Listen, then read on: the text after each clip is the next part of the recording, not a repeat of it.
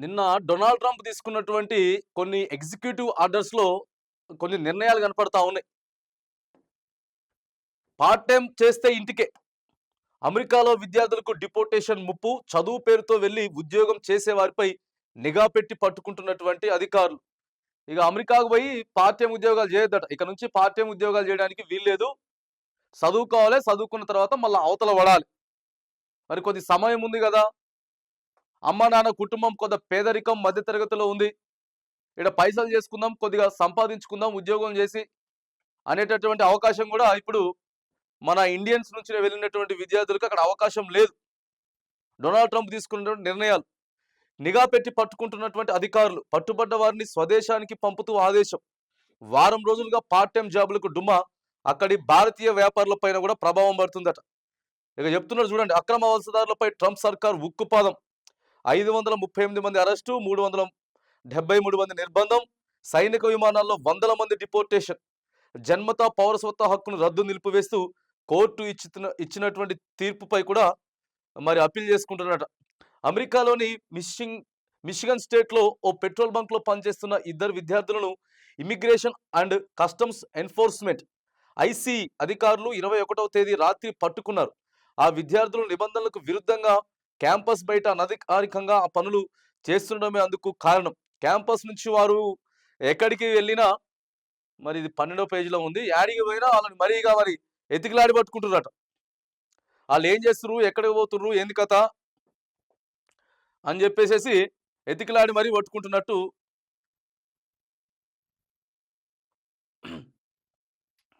ఎతికిలాడి మరీ పట్టుకుంటున్నట్టు చెప్తా ఉన్నారు.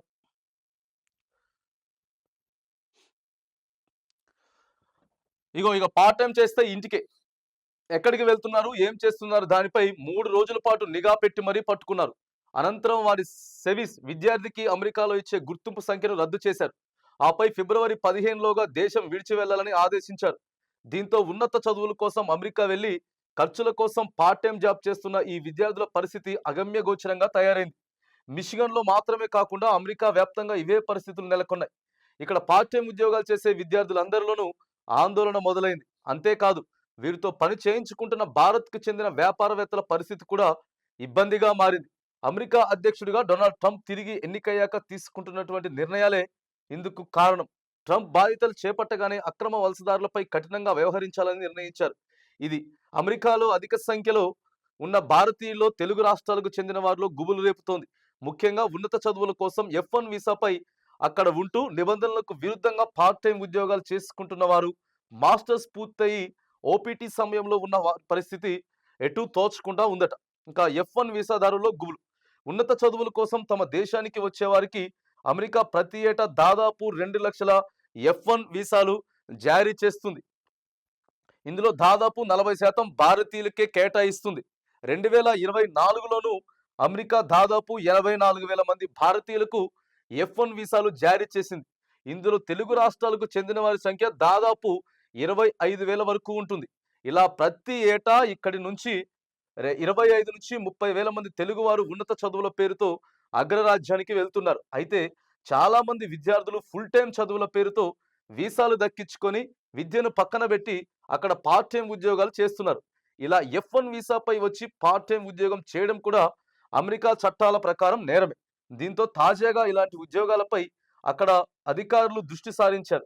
వీరిని గుర్తించేందుకు అధికారులు తనిఖీలు నిర్వహిస్తున్నారన్న వార్తలతో పార్ట్ టైం, ఫుల్ టైం ఉద్యోగాలు చేస్తున్న F1 వీసాదారుల్లో తీవ్ర ఆందోళన నెలకొంది. అక్కడ రెస్టారెంట్లు, సూపర్ మార్కెట్లు, పెట్రోల్ బంకుల్లో పనిచేసే వారంతా గత వారం రోజులుగా విధులకు డుమ్మా కొడతా ఉందనట.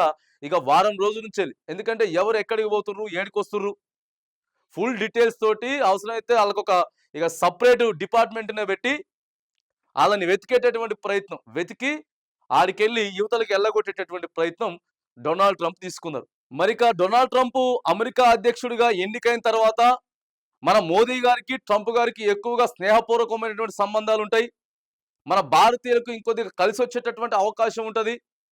2 దేశాల మధ్య ఒప్పందాలు ఉంటాయని చెప్పారు కదా. మరి ఏం ఒప్పందాలు? మనోళ్ళనే ఇబ్బంది పెడుతున్నారు కదా. అక్కడ ఉన్నటువంటి మనోళ్ళనే ఇబ్బంది పెట్టేటటువంటి ప్రయత్నం చేస్తా ఉన్నారు. రైట్, మీరు వెళ్ళిపోవాల్సిందే అడికెళ్ళి. ఇక రూల్స్ కూడా అట్లే ఉన్నాయి లేండి.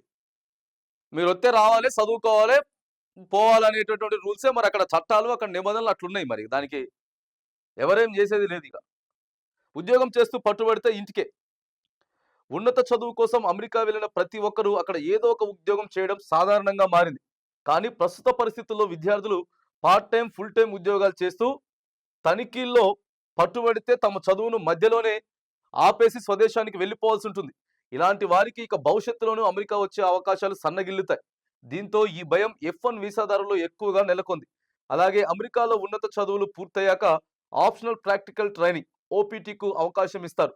ఇది కోర్సులను బట్టి 12 నుంచి 36 నెలల వరకు ఉంటుంది. ఆ తర్వాత అక్కడ ఉద్యోగాలు చేసేందుకు H1BCకి అర్హత లభిస్తుంది. OPT గడువు పూర్తయ్యాక I-140 వీసా జారీ చేస్తారు.